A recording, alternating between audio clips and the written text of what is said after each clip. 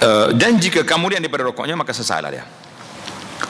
Maka wajib ia, jika dapat kemudian daripada rokoknya, daripada rakaat yang kedua, seperti ia dapat akan imamnya pada i'tidal, atau pada sujud pada rakaat yang kedua, atau pada tahiyah, maka luputlah Jumaatnya. Maka wajib ia tamamkan, ia sempurnakan zuhur 4 rakaat dengan diperlahankan bacaannya, bersalahan sembahyang berjamaahnya. Ini sembahyang Jumaat. Adapun solat jamaah, bila ke seorang itu boleh pahala berjamaah, setakat mana? Maka dalam kitab ni kata apa? Pahala berjamaah dapat selama belum lagi memberi salam imamnya. Yakni kita masuk, imam duduk tahiyat akhir, kita nak ikut dia ke nak tunggu sampai dia sudah buat jemaah lain? Mana kalau tengok dalam kitab ini, selagi tak bagi salam, bermakna orang tu masih lagi ada peluang nak dapat pahala salatul jamaah. Nampak? Jadi kita masuk dengan imam walaupun di tahiyat akhir, bila dia bagi salam kita bangun tambah 4 rakaat, 3 rakaat, 2, tengok salat yang kita buat. Kata Imam Nawawi, ini tanda sikitlah. Imam Nawawi rahimahullah kata apa? Seorang masbuk apabila sempat 1 rakaat bersama dengan imam, maka dia mendapat pahala berjamaah bila khilaf, tidak ada khilaf di kalangan ulama. Kalau tak dapat 1 rakaat, bahkan dia dapat sebelum salam imam dah tahiyat akhir, yang dikira tak dapat rakaat dah dia. Di sini ada dua pandangan ulama mazhab. Pandangan yang mengatakan la yakunu mudrikan lil jamaah, orang dah tak dapat lagi pahala jamaah, berdasarkan kepada hadis Nabi tadi, man adraka rak'atan minas salati ma'al imam faqad adraka salah. Hadis tu jelas tu, hadis Bukhari dan Muslim. Man adraka rak'atan, siapa dia sempat 1 rakaat, maka orang ni dikira dapat, maknanya mafhum dia tak dapat rakaat, tak dapatlah jemaah. Itu pandangan sebahagian ulama Syafi'i. Tapi yang dipilih oleh Imam Nawawi, wasthani, pendapat yang kedua, wa huwa sahihu wa bihi qala jumhur, pendapat yang sahih yang ramai majoriti ulama mazhab Syafi'i mengatakan yakunu mudrikan li fadilatil jamaah, orang ini masih lagi boleh pahala jamaah, li'annahu adraka juz'an minhu, kerana dia masih lagi dapat 1 juzuk daripada salat imam itu. Itu di antara perbahasan ulama. Jadi kita tengoklah, kalau kita ramai masuk masjid, ada 5-6 orang, berapa orang lagi boleh salat jemaah lain contohnya, jadi imam dah nak salam dah, maka kita biarkan dia salam, kemudian kita buat yang kedua. Lebih-lebih lagi kalaulah kita ni dalam perjalanan, berarti tidak RNR contohnya, tidak ada majlis, tidak ada imam ratib yang rasmi, tengok orang nak salat jemaah, kita tunggu dia sudah, kita buat jemaah lain. Itu lebih baik, keluar daripada khilaf. Dalam mazhab sendiri pun kuat khilaf di sini. Cuma kalau imam ratib itu timbul satu isu lain pula, boleh ke tidak mengadakan jamaah yang kedua dalam masjid yang ada imam rasmi. Ada sebahagian kata tak boleh, sebab imam itu imam rasmi, kita tak boleh kacau dia. Jadi kesimpulan ulama mengatakan boleh kita buat sekiranya tidak dengan qasad. Mana kita pergi tengok siapa imam, pak cik ni, buat relax tu, biar dia sudah itu salat lain, untuk dia panggil menimbul pecah belah dalam masyarakat. Tapi kalau kita mari sulfah, tak kira imam mana pun, memang kita dah mutakhir, baru sampai, orang tak siap, jemaah lain ada, maka tidak menjadi kesalahan. InsyaAllah kita buat jemaah yang kedua, tapi bukan 2 jemaah. 2 jemaah serentak lah, tak boleh. Jemaah yang kedua setelah yang pertama selesai, baru boleh. Tapi kalau kita satu masjid tu, satu jemaah dibuat jamaah maghrib dengan isya, 4 maghrib dengan isya, tapi datang satu jemaah yang dibuat maghrib jemaah yang asing. Tak, itu tidak digalakkan, tidak boleh, kerana berlaku 2 jamaah. Orang yang maghrib dia boleh ikut orang salat isya, tidak jadi masalah. Bila orang isya tu dah bagi salam, dia tambah 1 rakaat lagi. Yang jadi masalah kita hari ini, kefahaman masyarakat dalam masalah isu ni memang cukup berat. Berhenti di masjid ke di mana, bahkan yang bawa rombongan tu nampak bertaraf orang mengaji jugalah. Oh, buat jemaah yang kedua sini, satu jemaah. Kata mana ada kebenaran dari sudut syarak boleh buat dua jemaah serentak? Tak ada. Yang kita bincang ni jemaah yang kedua setelah jemaah yang pertama dah selesai. Habis kita cerita. Dan demikian lagi dapat Jumaat orang yang masbuk kepada orang yang mendapat serakaat imam Jumaat. Ini dia panggil Jumaat berantai. Tulis tajuk dia tepi kitab tu, Jumaat berantai. Demikian lagi dapat Jumaat orang yang masbuk. Orang mari, ada lagi orang solat Jumaat. Orang ni mari, dia sempat dengan imam satu rakaat, kan? Bila imam bagi salam, dia pun naik Allahu Akbar. Mari si yang belakang ni pula, ni solat apa ni? Jumaat. Dia pun Allahu Akbar ikut Jumaat pula. Apa jadi? Didapatnya pada rakaat yang keduanya. Rakaat yang kedua pula dia dapat. Atau pada rukuknya serta dapat tumakninah akan dia serta imam, maka dapat pula Jumaat baginya. Kata ulama, yang ni dapat satu rakaat. Lepas yang kau salam, kawan ni bangun satu rakaat, mari orang lain pula, maka jadilah Jumaat berantai sampai ke asar. Bersambung-sambung gitu. Itu dibahas oleh para fuqaha. Jadi kalau kita nak tengok masalah lah di sini dari segi bilangan, dari segi apa, tapi disebut jemaah berantai, tasalsul al-jum'ah ila waqtil asri. Allahu Akbar. Tuan-tuan belajarlah kitab fiqh ni, sangat membuka minda. Jadi kita kalau kita belajar kitab fiqh untuk nak tengok pandangan-pandangan yang kita kadang-kadang tak terfikir, para ulama membahas sampai begitu sekali, barulah kita rasa lebih terbuka, insya-Allah. Baiklah, itu jemaah berantai dah habis dah. Macam-macam berantai ada gini lah. Surat berantai dah ada dah. Sekarang ni surat berantai tak apa ada. SMS berantai pula ada. Macam-macam lah cerita. Baik, kita berpindah kepada tajuk yang baru, iaitulah syarat sah Jumaat. Dalam kitab tuan-tuan tu tak ada tu tajuk-tajuk ni. Saya sengaja saya sebut tajuk baru, tulis kat tepi kitab. Ini kaedah kita belajar kitab lama, dia panggil dhabit. Dhabit maksudnya tanda kat tepi. Tanda kat tepi kitab tu, ini tajuk baru. Tajuk baru jangan tulis lah, tulis nama tajuk syarat sah Jumaat depan kepada baris yang kita nak baca. Baru lepas pada ini nanti, ini tajuk ini boleh baca, insya-Allah. Dan telah maklumkan syarat sah Jumaat itu iaitulah berjamaah. Itu jelas. Jumaat tak boleh salat seorang, mesti berjamaah. Dan sekurang-kurangnya 40 orang yang kamil. Apa makna kamil? Yang sempurna sifat dia, akal dia, syarat dia kena sempurna. Bukan kata orang nama kamil dah.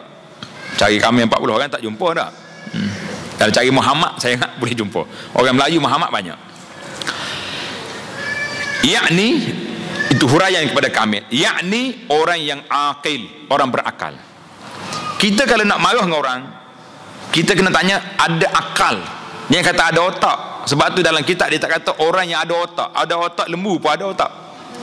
Tapi tak ambil kira. Dia naknya yang berakal, mana akal yang positif, masih bergerak, masih boleh berfikir. Baligh, lagi merdeka. Merdeka ni bukan hamba. Sekarang ni hamba dah tak ada lagi. Yang adanya perhambaan pada manusia itu ada. Hamba sungguh tak ada. Tunggu nanti balik jihad semula, insya-Allah hamba ni ada. Lagi mustautin. Mustautin mana orang penduduk tempatan. Itu mana mustautin. Mustautin penduduk tempatan. Dia beza dengan muqim. Muqim duduk sekejap ya. Mustautin mana orang duduk situ. Lagi disyaratkan pula 40 orang yang sah sembahyang dirinya. Syaratnya 40 orang dirinya. Ini fiqh mazhab Syafi'i mensyaratkan Jumaat itu. Yang pertama, orang tu syarat yang pertama tu samalah akal, baligh, mustautin tadi, dan syarat dia lagi 40 orang. Nak dengar ke cerita? Kau tak nak? Nak dengar? Setengah orang itu tak ayah ustaz buat pening. Saya kata tak pening kan. Sebuah kitab ni nama dia. Ni cantik kitab ni.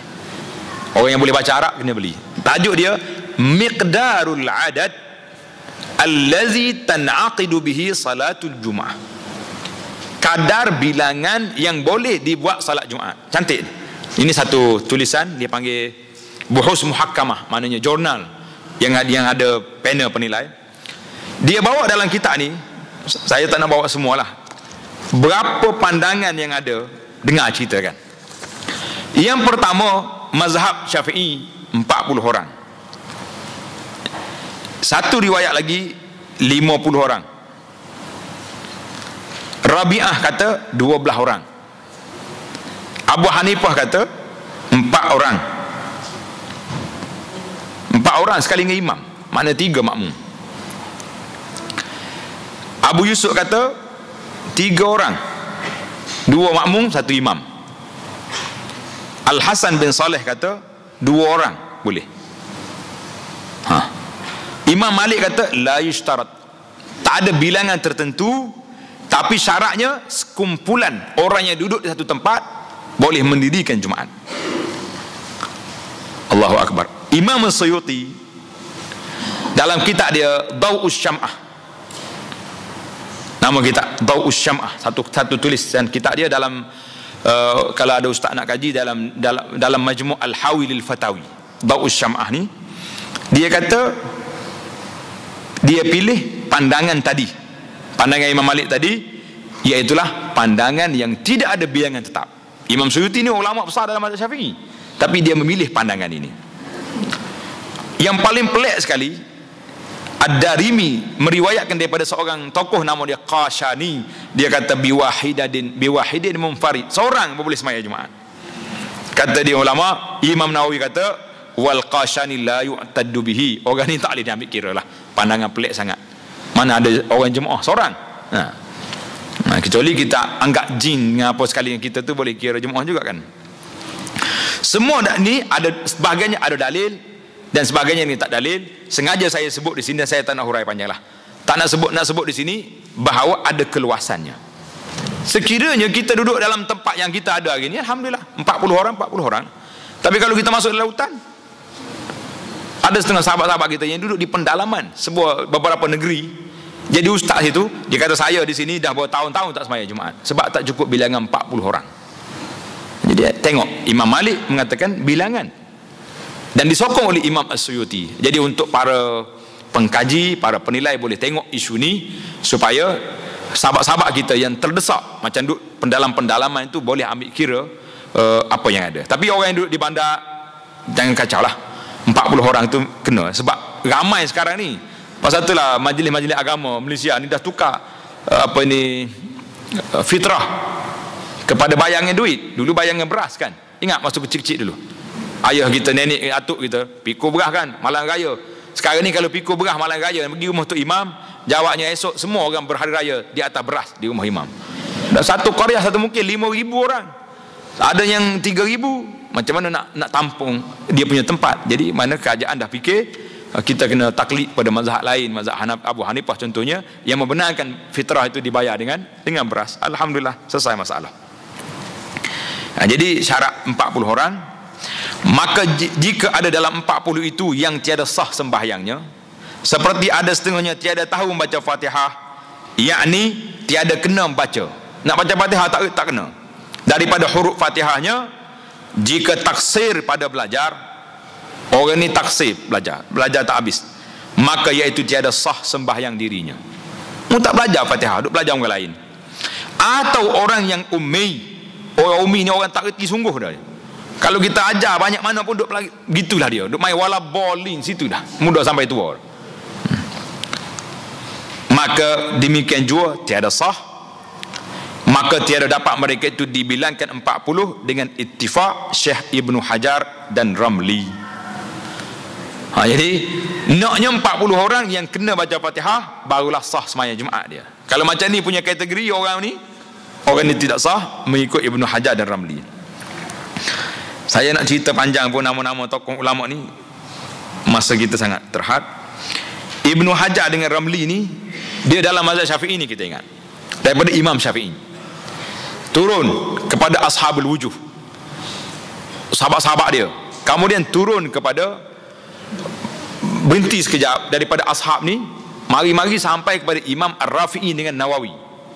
Sampai di situ, maka dua ulama ni telah memilih pandangan-pandangan dalam banyak-banyak pandangan itu dijadikan mazhab. Kemudian mari pula ulama yang mutaakhir macam Ibnu Hajar dengan Ramli memilih pula pandangan-pandangan mengatakan inilah yang dijadikan mazhab.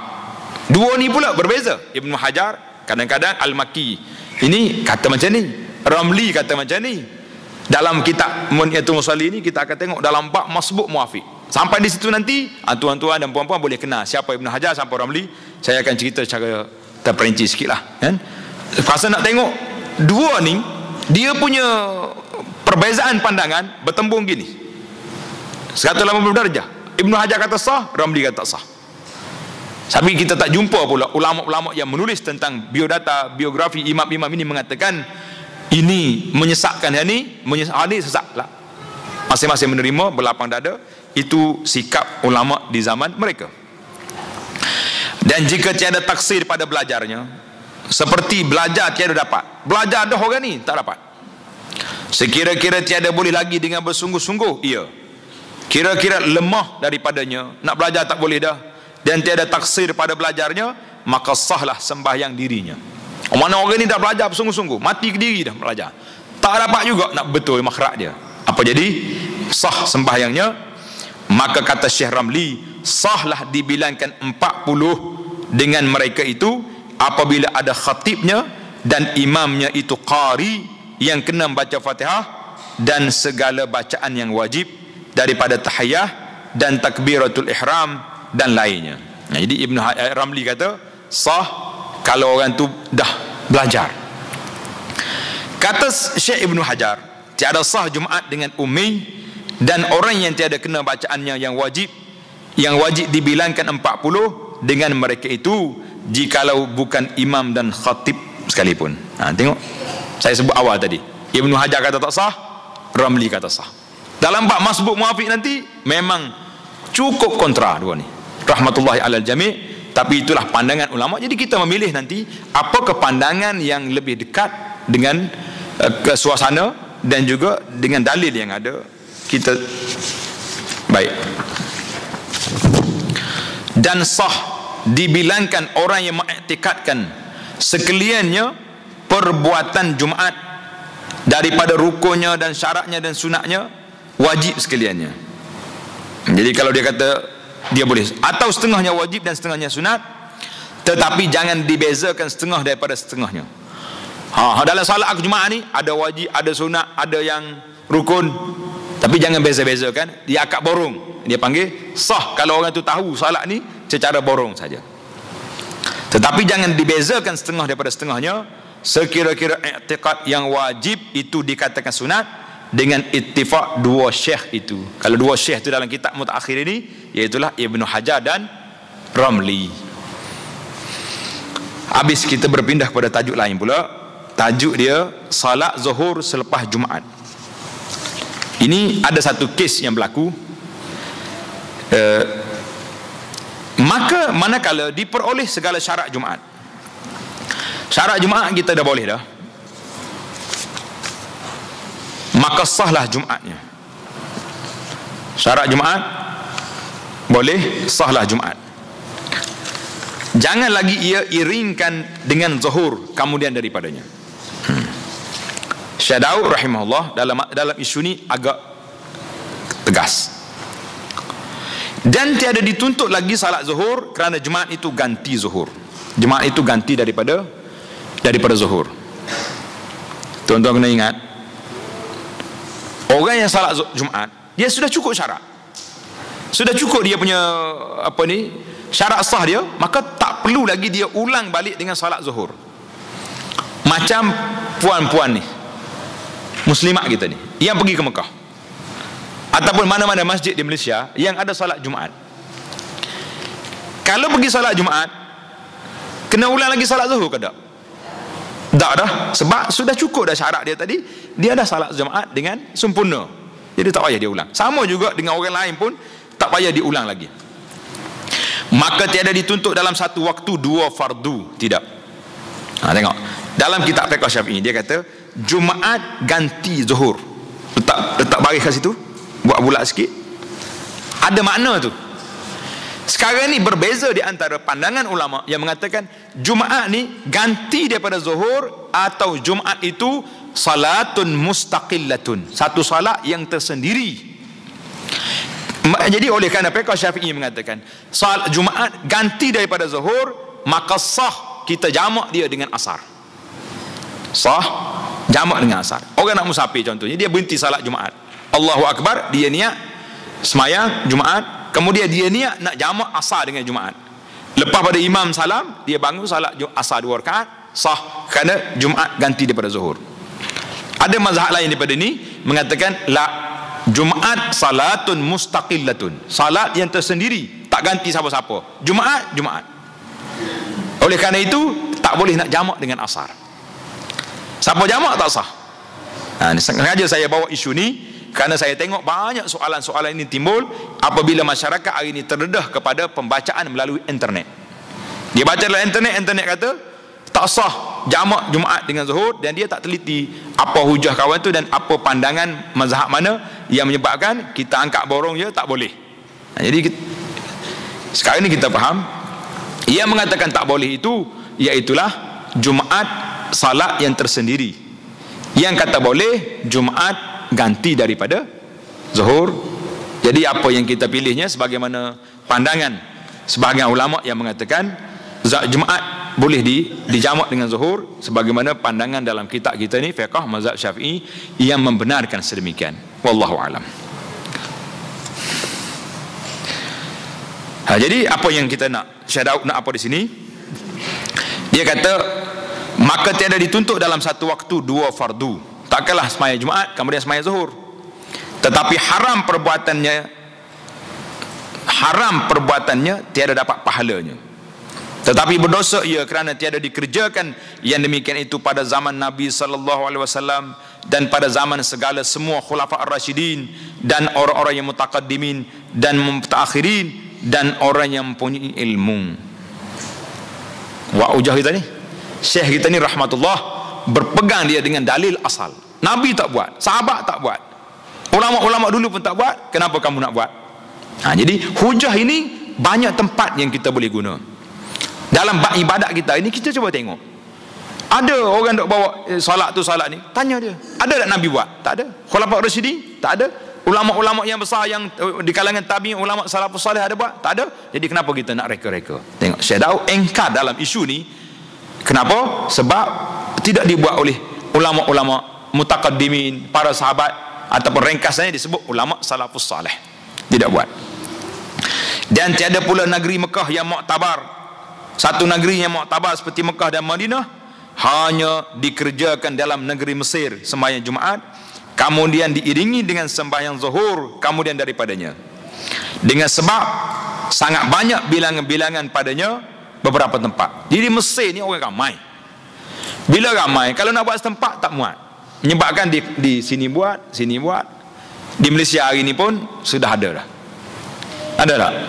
Kadang-kadang 2 masjid dengar khutbah. Sini khutbah, sini khutbah. Makmum duduk dengar. Yang sana dah siap dah. Silap aku mari sini. Kalau pergi sana lebih baik, cepat sikit siap dah. Kerana keperluan.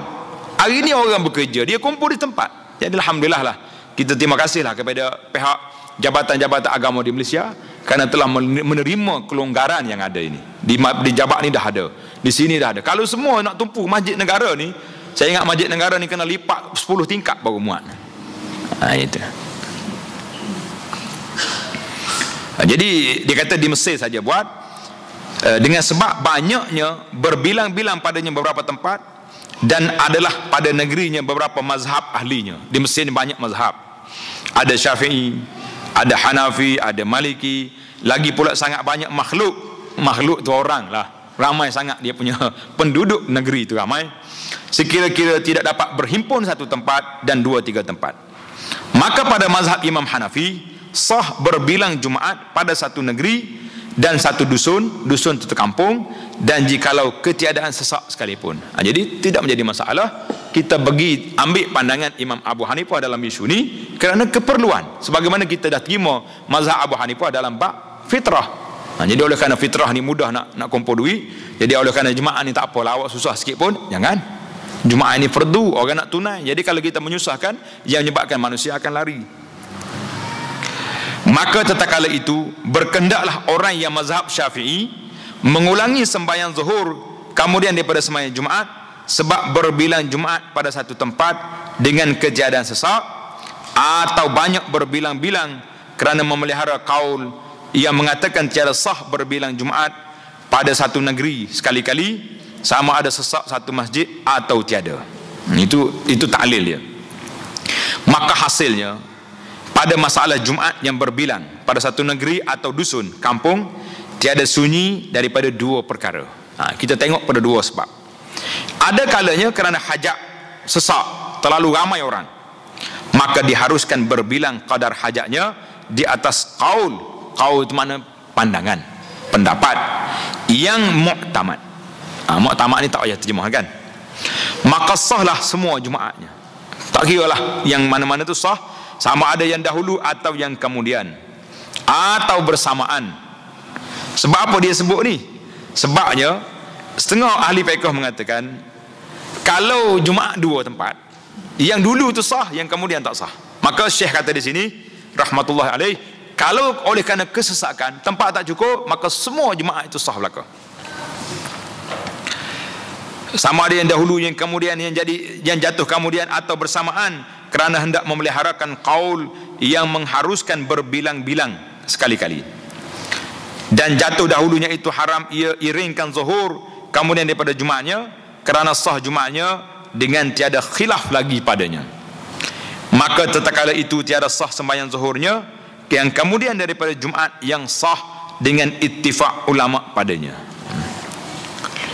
Dan jika kita kata, ini andaian ni, perbincangan kedua, sebab diiringi zuhur kemudian daripada Jumaat serta diperoleh bilangan-bilangannya kerana banyak yang tiada tahu rukun sembahyang dan ramai yang tiada kena Fatihah, supaya ihtiyat.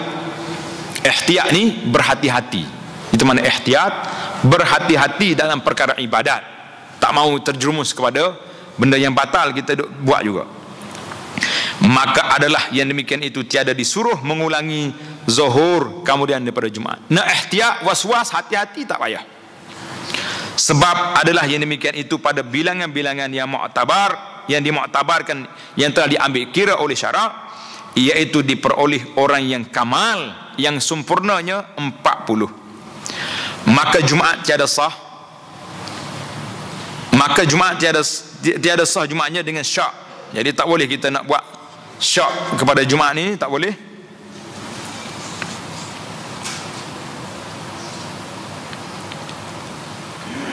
Maka maka Jumaat tiada sah Jumaatnya dengan syak pada bilangan Jumaat muktabarnya, maka tiada harus ia kerjakan Jumaat. Tetapi haram lagi tiada sah Jumaatnya, maka sembahyang zuhurnya itu wajib kemudian daripadanya. Jadi kalau orang itu syak, bilangan cukup ke tak cukup? Sekarang ni bukan tak cukup, dah penuh, dah lebih, kotanya sudah lebih, bahkan terpaksa kena buat beberapa tempat yang lain. Habis perbincangan di situ. Maka jika dikata orang kata hamba, yakni saya taklid. Apa makna taklid?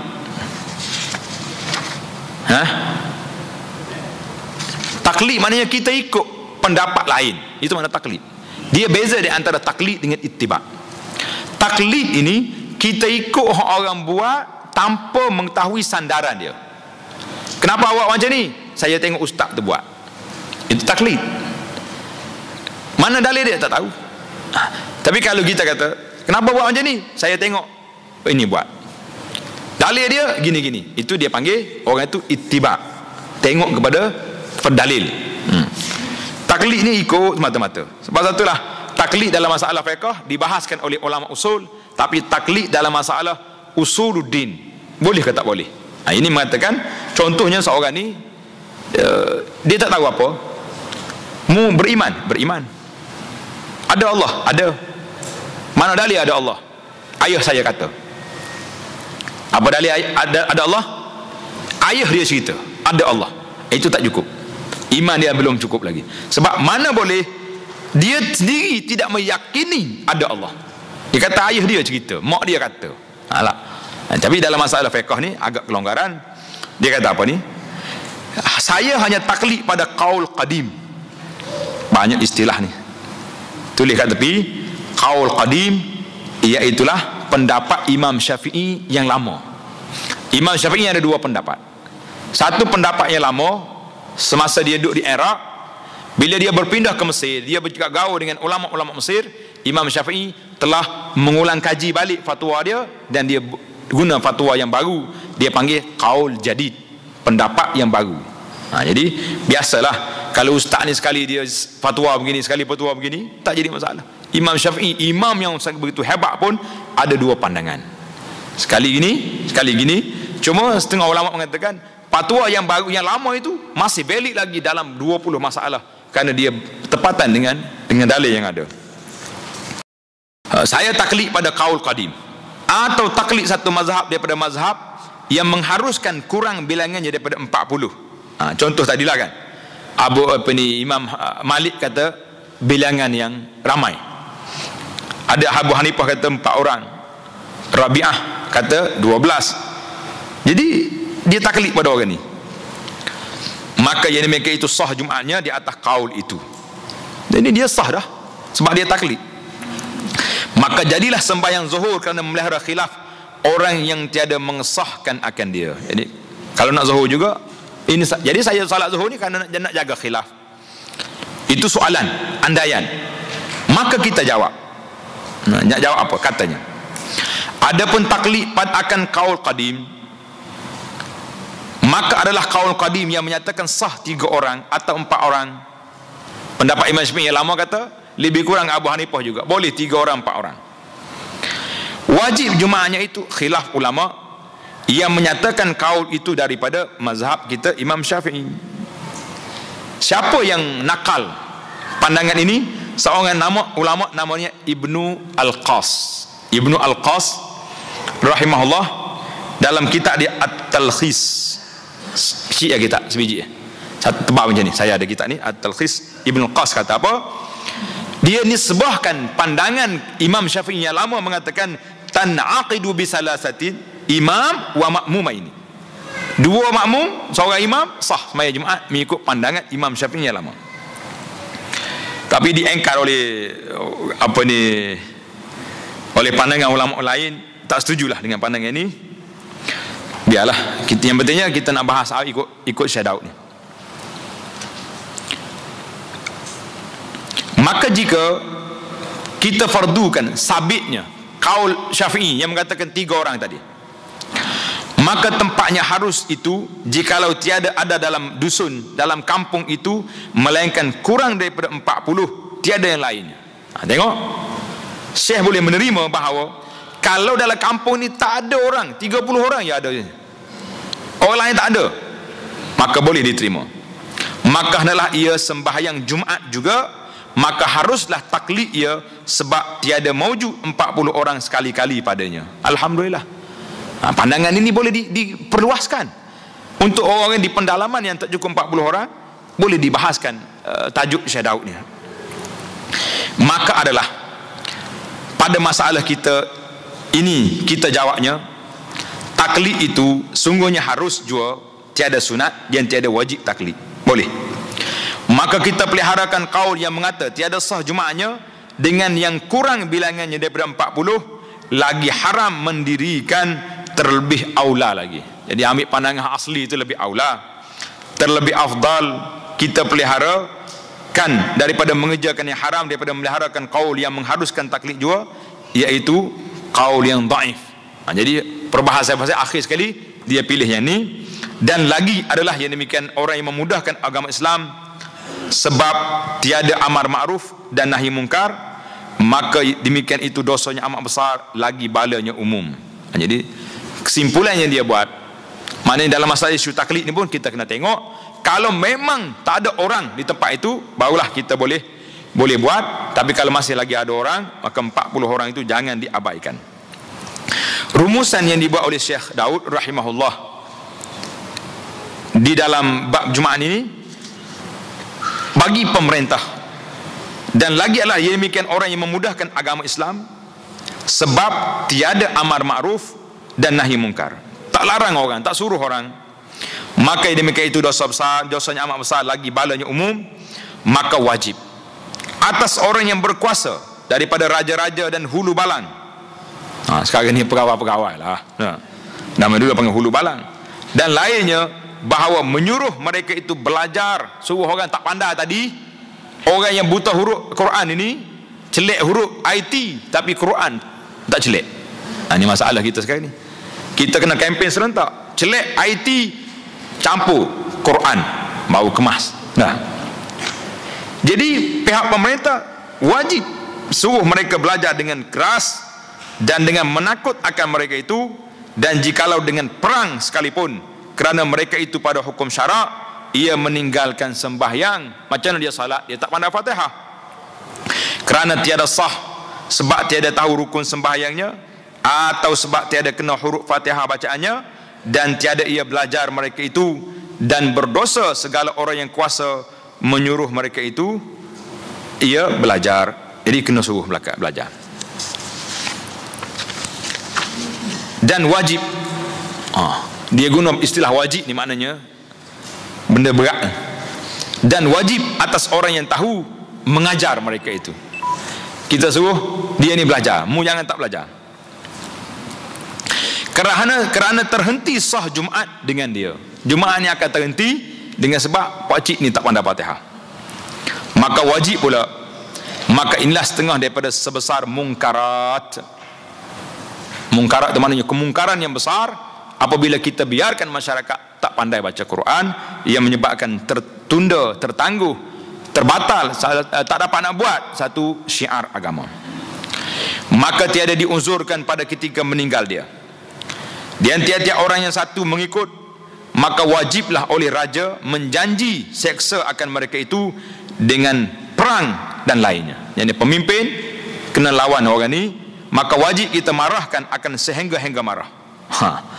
Ini bahasa lama, sehingga-hingga marah ni mana? Sehabis-habis marah. Marah yang sungguh-sungguh.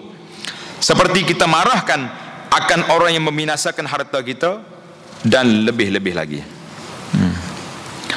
Maka tatkala itu tak pandai sangat dah, wajib kita sembahyang zuhur jua, sebab tiada diperoleh syarat sah Jumaat, tiada berdosa ia meninggalkan Jumaat pada masa itu, tetapi hendaklah ia sungguh menyuruh akan mereka itu belajar malam dan siang, dan haram ia dirikan Jumaat, sebab tiada diperoleh 40 ke dalam keadaan tersebut. Maka kita mengeras, maknanya ambil tindakan keras, bekerja keras, amar ma'ruf itu terlebih aula dan afdal, kerana wajib lagi fardu ain atas orang yang berkuasa daripada kita duduk berbuat ibadat yang ada yang mengatakan haram mengerjakan dia. Istimewa lagi, tiada sah sembahyang Jumaat atas kaul yang mu'tamad, yang difatwakan dengan ittifaq segala ulama Syafi'i, daripada kita memeliharakan kaul dhaif yang adalah padanya ikhtilaf ulama mensabitkan dia daripada Imam Syafi'i. Dan dia masih lagi perbahasan tentang taklid tadi, dan kebanyakannya tiada mensabitkan kaul yang mengesahkan dia pada mazhab Syafi'i, kecuali Ibn Qas menukilkan dalam kitabnya At-Talkhis. Baik, dan jika dikata hamba, yakni saya taklid Imam Abu Hanifah, orang ni kata saya ikut Imam Abu Hanifah, yang mengharuskan dengan 3 orang, atau taklid Imam Maliki yang mengharuskan 8 orang atau 12 orang atau 20 orang, itu pun tiada sah pula taklidnya, kerana tiada orang yang tahu hukum pada 2 imam itu. Mu tak belajar lagi mazhab lain, nak taklid dah. Apa yang wajibnya dan syaratnya, dan tiada daripada keduanya, supaya kita pelihara jangan jadi talfik. Allah, kena kat ujung pula masuk talfik. Apa dia mana talfik? Tulis sikit sini. Talfik itu makna dia iaitu menghimpun dan mencampur adukkan 2 pendapat atau mazhab dalam satu-satu masalah, sehingga melahirkan satu bentuk hukum atau konsep tertentu hasil daripada pencantuman 2 mazhab.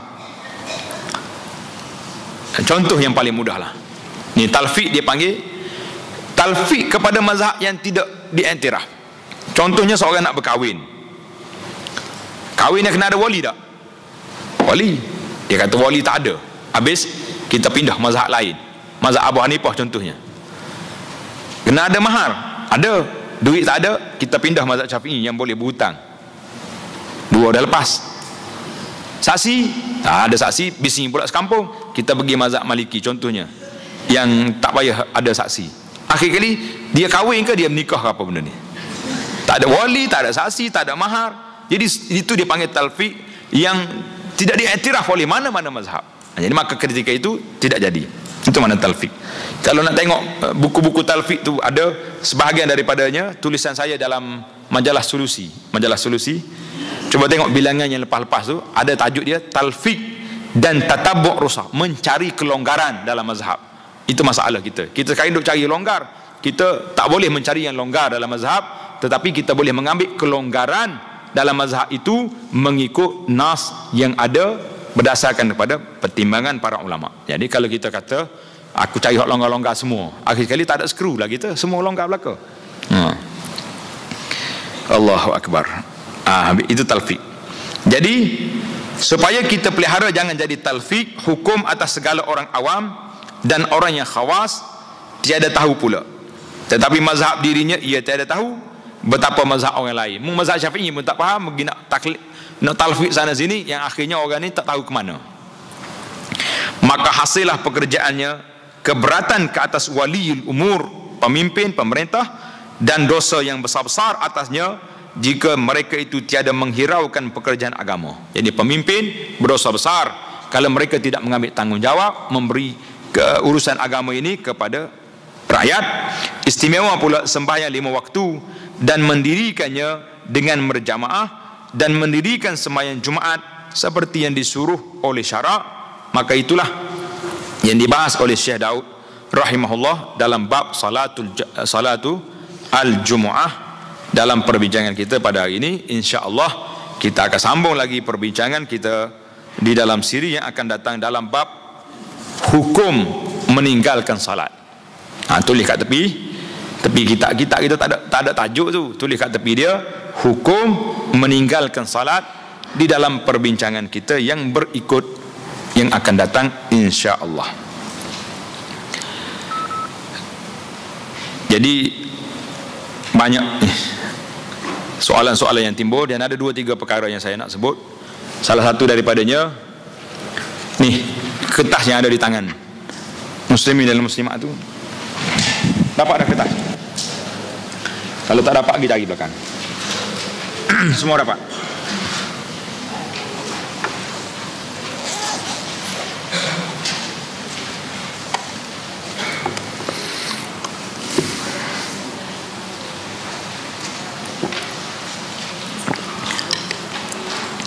Kita tengok kepada soalan yang timbul ni.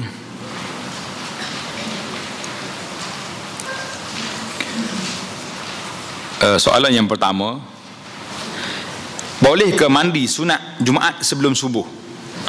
Jawabnya, sunat Jumaat ini kena mandi subuh, tak masuk waktu subuh ataupun selepas subuh. Tadi saya dah sebut tadi perbezaan di antara Jumaat dengan hari raya. Hari raya tak apa kita mandi belum subuh, sebab kita solat hari raya dah pukul 8 je. Solat Jumaat pukul 12, pukul 1. Apa hukum muslimat bershopping atau berjual beli semasa orang laki-laki sedang solat Jumaat? Kalau jual beli sama-sama dia, tak menjadi larangan, sebab dia perempuan tak wajib Jumaat. Cuma masalahnya dia duk jamu orang yang tak Jumaat dia. Syubhat je kita, mu kena tanya juga dia. Awak musafir? No, tidak. Awak pergi cari kedai lain lah. Kedai apek yang tak sembahyang Jumaat, setara dengan mu tu, pergi beli situ kata. Macam boleh aku jual sini. Jadi itu dipanggil syubhat kerana kita telah memberi.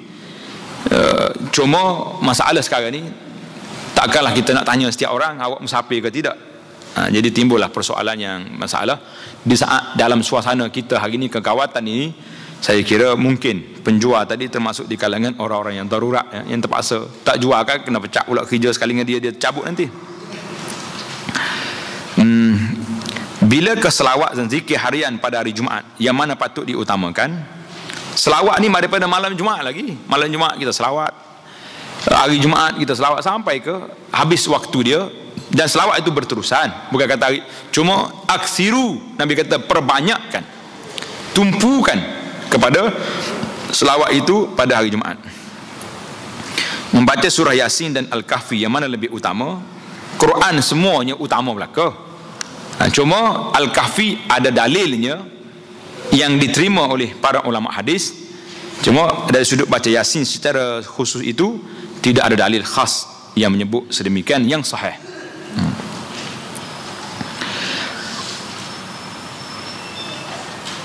Jadi kita dah sebut tentang sembahyang Jumaat bagi orang yang bermukim tapi tidak mustautin. Di sini telah disebut oleh Syekh Daud tadi rahimahullah, ketika banyaknya makhluk di situ, orang dah ramai, nak pergi sembahyang Jumaat dekat mana? Kalau kita nak kata mustautin, kena balik kampung kita, takkan setiap minggu nak balik. Jadi ketika itu insya-Allah sembahyang Jumaat di mana-mana dalam bandar, di masjid negara kita ini, di pejabat-pejabat yang telah diluluskan oleh pejabat agama, tak payah ragu lagi lah, pergi salat Jumaat di situ semuanya sah insya-Allah.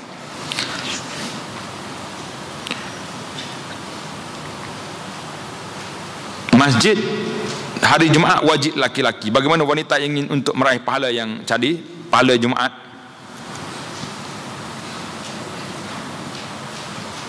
Boleh, orang wanita boleh pergi cari tempat yang dibenarkan solat Jumaat. Ada masjid-masjid yang dibenarkan. Masjid saya, alhamdulillah, daripada dulu lagi sampai hari ini pun orang perempuan solat Jumaat. Kalau tuan-tuan dengar dalam khutbah saya, rakaman tu saya sebut muslimin dan muslimat. Ada orang pergi tegur, dia kata, ustaz ni ingat ceramah. Dia kata, kenapa? Kenapa sebut muslimat? Kata memang ada sungguh dalam tu. Takkan saya tak tahu pula ada tak ada orang kan?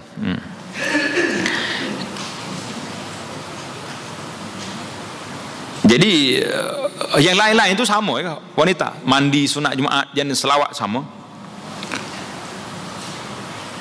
Tak sah salat Jumaat tu atas diri orang ummi saja. Tak, maksudnya dia bahas di sini iaitulah tentang nak cukup bilangan 40 tu. Kalau orang tu tak reti baca Fatihah, ummi sangat dia ni, ketika itu maka tak sah lah, sebab tak cukup bilangan. Itu kembali kepada asas perbincangan, iaitulah bilangan 40 tu. Bilangan 40 orang tu lelaki, perempuan tak masuk, kanak-kanak pun tak masuk. Dikira bilangan orang yang berhak Jumaat, orang yang boleh sembahyang Jumaat, ahli Jumaat dia panggil. Kalau kira kanak-kanak, ramai boleh kan. Pasal itulah di zaman dulu, zaman orang tak ramai dulu, memang imam-imam ni terpaksa kena panggil nama seorang-seorang. Nama mamak, nama ni panggil cukup 40 orang, barulah azan. Kalau tak cukup lagi tanya, gimana dia ni? Ada dekat bendang, tak pergi panggil, suruh balik. Tak cukup bilangan. Zaman dulu. Zaman sekarang ni bukan tak cukup bilangan, tak cukup tempat pula. Terlalu ramainya makhluk Allah ini. Habislah soalan. Saya ingat ada beberapa soalan yang ditanya. Dia tanya belakang. Ya.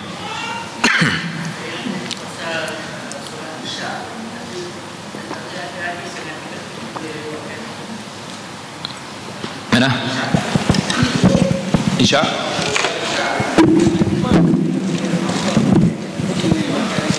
Ya. Ada pun salat Isya memang disebut dalam hadis, Nabi kata kalau tidak menyusahkan umat aku ni, aku akan tangguhkan salat Isya ni sampai lewat sedikit lah, Nabi tak lebih daripada setengah malam. Jadi ada. Jadi kalau kita sekali-sekala ada ceramahnya, nak kita tapi kena bagi tahu awal lah, masjid ni ada ceramah, kita akan salat Isya pukul 10 malam, orang boleh terima, bismillah, tak ada masalah. Tapi kalau orang nak balik dah duduk tunggu, jadi menyusahkan, jadi kita sudah macam biasalah tarikh dia. Ada lagi? Masalah. Assalamualaikum Ustaz. Okay, soalan saya tadi, kalau Ustaz kata antara amalan yang baik kita buat adalah baca surah Kahfi pada malam Jumaat. Kalau katakan kita baca surah Kahfi itu, sebab surah Kahfi itu kalau tak silap saya lah ada 110 ayat. Kalau kita dapat baca 50 ayat saja untuk hari Jumaat minggu tersebut, macam mana dia punya fadilat dia Ustaz? Boleh setengah ya lah, 3 hari setengah. Sebab Nabi sebut man qara'as surah, kita baca Quran, apa mana surah? Surah ini majmu'atul ayat, kumpulan ayat yang telah dikumpul satu tempat, itu mana surah. Macam pagar, sur itu mana pagar. Macam pagar rumah kita ni, dalam pagar ni semua hak saya, tak boleh kita ambil setengah. Jadi kalau dia baca suratul Kahfi, jadi kalau kita kan gini lambat baca, slow sangat perjalanan kita, kita mula kita punya kafi ni daripada malam Jumaat lagi. Kan dua riwayat ada tadi, hari dan malam campur dua-dua. Malam Jumaat 50, pagi esok 50, dia 110. 55 pagi esok 55 lagi. Dapatlah insya-Allah. Ya, silakan. Ustaz, ada soalan saya dipahamkan wanita tidak boleh keluar bermusafir walaupun menuntut ilmu tanpa mahram.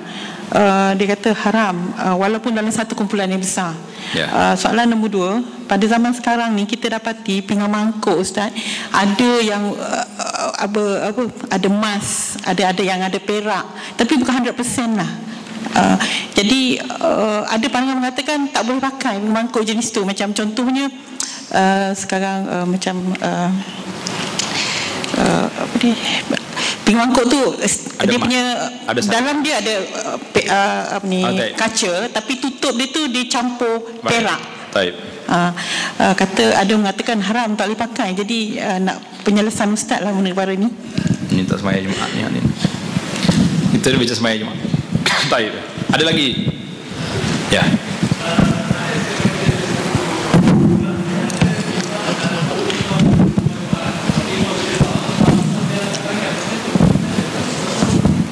Masalah khutbah. Baik. Betul disebut dalam kitab kita ni, iaitu dah doa imam dalam khutbah itu doa dia yang doa. Jadi makmum tak payah amin dan tak payah angkat tangan. Lain dengan istisqa. Kalau solat minta hujan, imam bagi tahu sekarang ni hujan tak ada, kita nak minta hujan dalam khutbah, dia angkat tangan. Ketika itu semua angkat.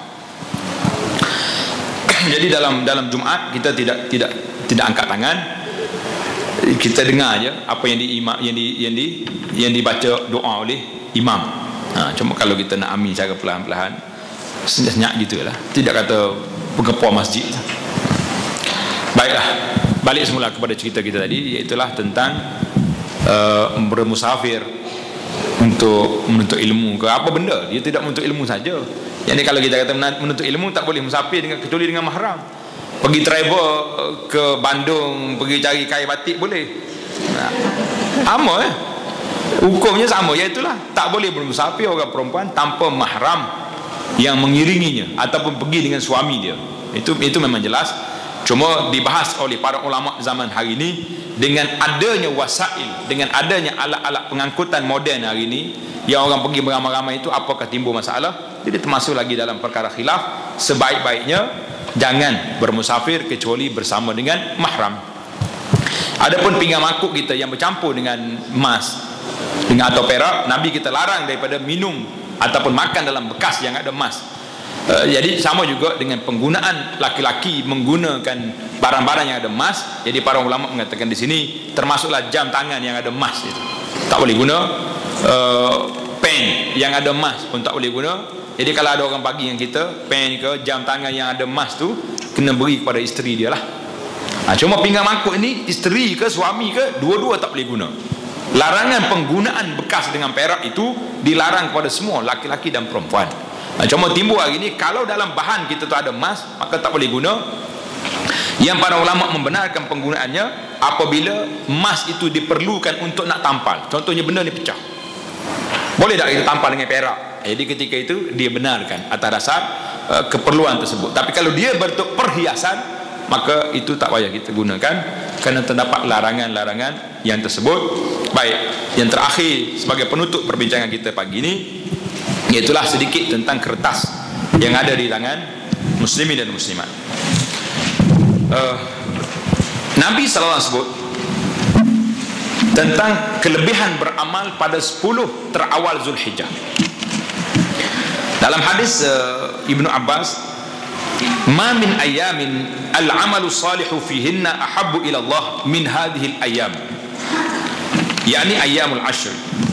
Qalu ya Rasulullah walal jihadu fi sabilillah. Qal walal jihadu fi sabilillah illa rajulun kharaja bi nafsihi wa malihi falam yarji' min zalika bi syai'. Tidak ada hari yang amal saleh padanya lebih dikasihi oleh Allah selain dari hari-hari yang 10 ini. 10 mana? 10 Zulhijjah. Bila kita berapa hari lagi nak 10 Zulhijjah, masuk hari Zulhijjah tu, wal fajri walayalin ashri itu, demi fajar dan malam yang 10, iaitulah 10 Zulhijjah. Maka para sahabat tanya, ya Rasulullah, walaupun berjihad pada jalan Allah? Nabi kata, walaupun berjihad fi sabilillah, kecuali seorang yang membawa diri dan hartanya pergi berperang, tak balik-balik lagi, mati syahid, maka orang tu je yang kuat. Dalam hadis lain Nabi kita kata, fa'aksiru fihinna minat tahlili wat takbiri wat tahmid, maka perbanyakkan pada hari 10 ini banyak bertahlil. Apa makna tahlil? Panggil orang pergi mengatik rumah, itu lah. Tahlil maksudnya banyak kata la ilaha illallah, la ilaha illallah, wat takbir Allahu akbar, wat tahmid alhamdulillah. Jadi kesimpulannya kita baca doa yang zikir yang kita dah bagi dulu, subhanallah walhamdulillah wala ilaha illallah Allahu akbar, perbanyakkan pada 10 hari awal Zulhijjah ini. Jadi tengok dalam ketah ni kita dah sebut di antara amalan-amalan yang cantik untuk kita lakukan iaitulah salat. Banyakkan salat sunat pada waktu ini. Salat khusus tak ada. Kalau kata salat apa tu? Salat 10 Zulhijjah. Tak, tidak ada.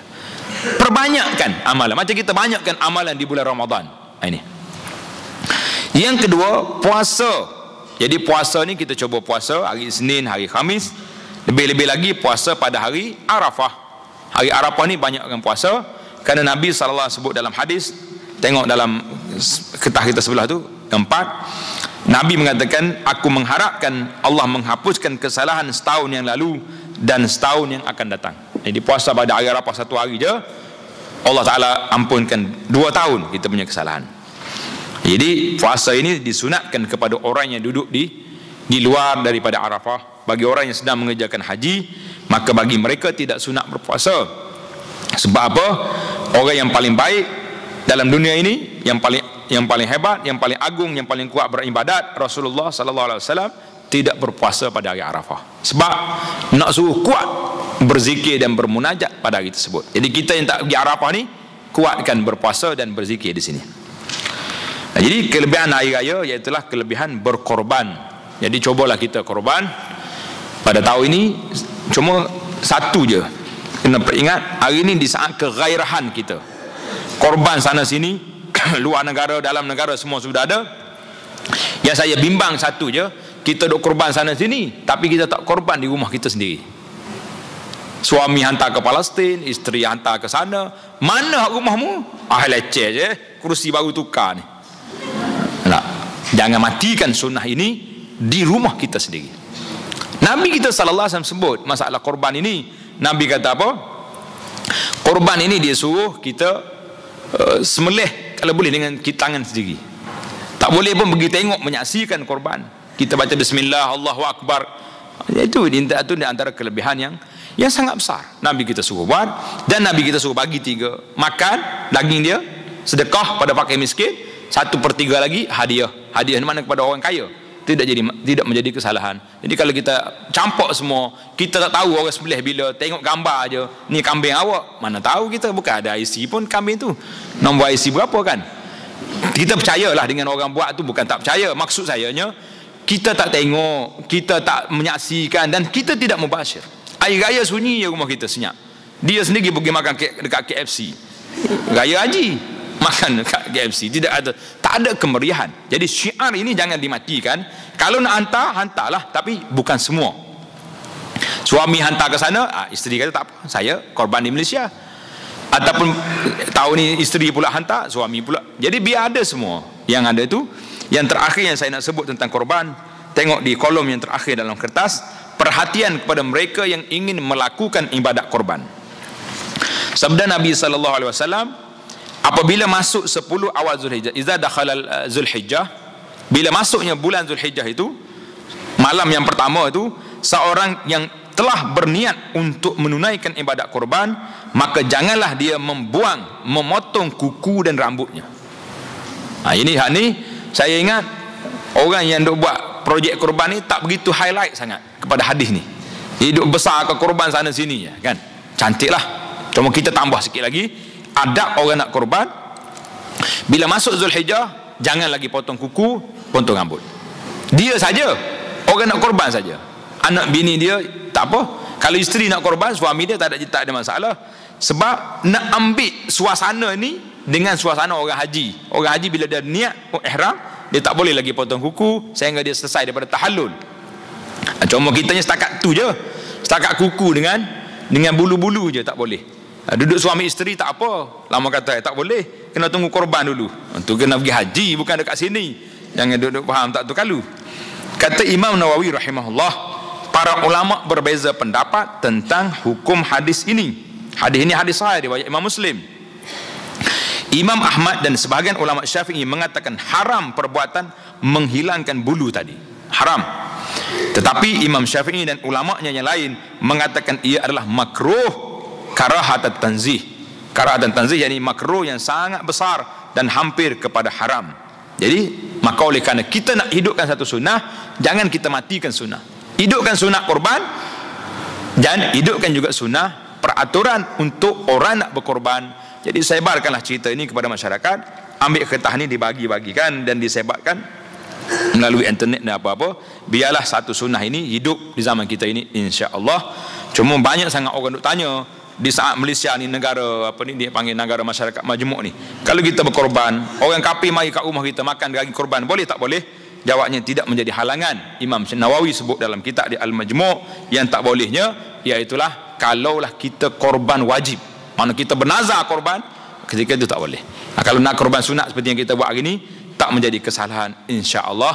Panggil je lah siapa-siapa sebelah rumah tu, biar dia mari makan dalam suasana yang harmoni. Jangan pula dia mari dia kata awak boleh makan ayam je, daging korban jangan. Jadi kawan tu pun pening kepala dak. Dia kata bila pula jadi macam ni kan.